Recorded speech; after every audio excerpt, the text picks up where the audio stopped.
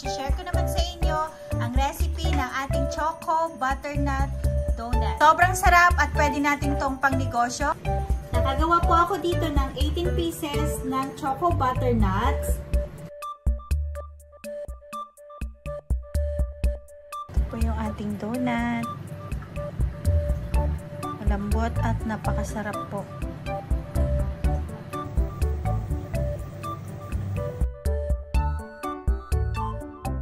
Sa ating bowl, maglalagay tayo dito ng 1½ cup ng all-purpose flour,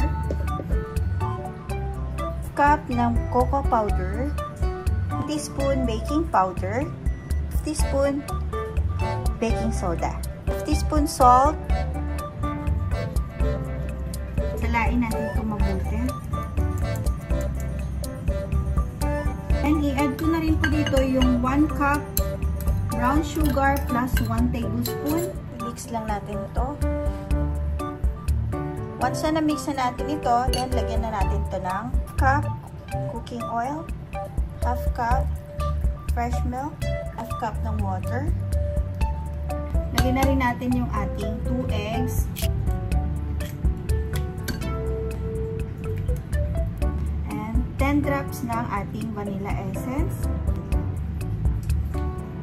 And haluin ko lang po itong mabuti.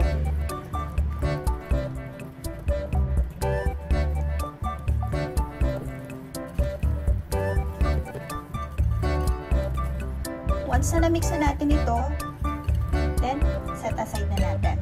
Tayo dito ng donut molder. Nabili ko lang po ito sa Daiso. Then maglalagay tayo dito ng butter. Huwag niyo pong kalilimutan na maglagay ng butter dito sa ating donut molder para madali lang natin matanggal yung donut pagkatapos na maluto na natin ito para hindi tayo mahirapan tanggalin. Then, preheat na natin yung ating oven ng 180 Celsius. Then, ita-transfer ko lang po dito ang ating mixture. Tsaka na natin ilagay dito sa ating donut molder. Ang pong paglagay. Maglagay tayo dito ng mga 3/4 lang para may space pa siya na umalsa. Huwag natin itong pupunuin.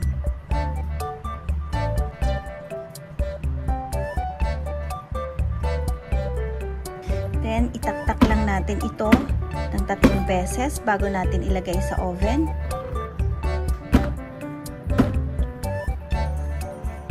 Pwede na natin itong i-bake. 10 to 12 minutes. Then, check na natin yung ating donut. Ito na po yung ating donut.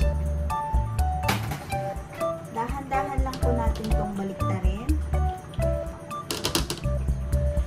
Hayaan lang po natin itong lumamig sandali para hindi yung kusang matatanggal na po yung ating donut para hindi masira yung ating donut. Malamig na to kaya pwede na natin iangat. Dahan-dahan lang. Ayan.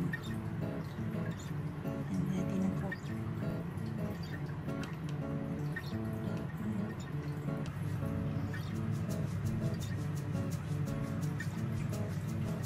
Ayun, nahulog din. Ayan, para hindi masira. Perfect na perfect po yung ating donut. Ito po yung ating donut. Malambot at napakasarap po.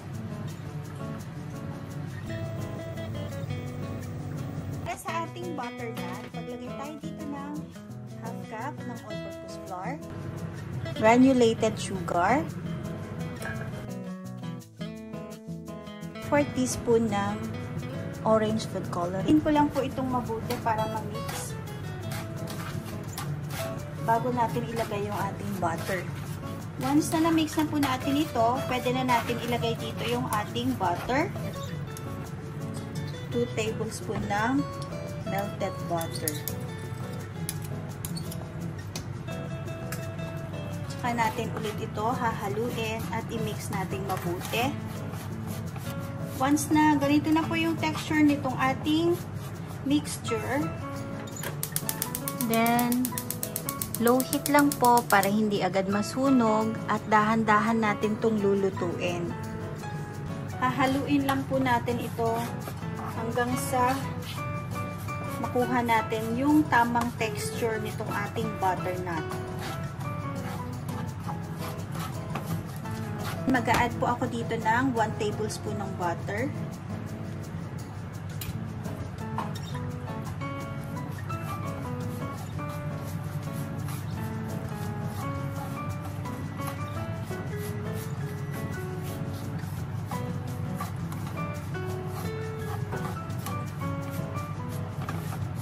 Once na ganito na po yung texture nito, ayan, patayin na natin. Na tayo dito mag-a-add ng vanilla flavoring. 1, 2, 3, 4, 5. Stay lang natin ito. Hayaan natin itong lumamig at mag-dry. Ito po natin dito sa ating lagayan. Kung naririnig nyo, crispy na po yung ating butternut. Then, palalamigin lang natin ito. Then, set aside muna po natin. Add lang natin itong 100 grams ng chocolate. Dark chocolate po itong gamit ko. Once na melted na po yung ating chocolate, then, babrush lang natin yung ating melted chocolate dito sa ating donut. Messy lang nga itong gawin, pero worth it naman at napakasarap. Naman natin ilalagay dito sa ating butternut.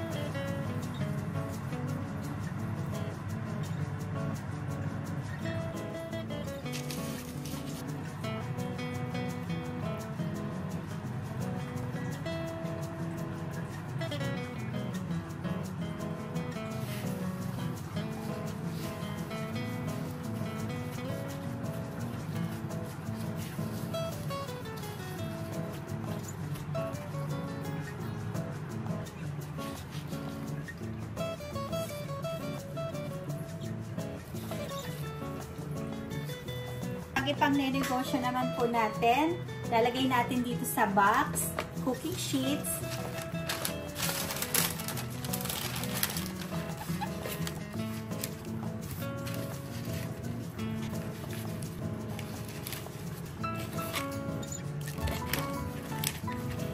Pwede nating pang negosyo or pang gift.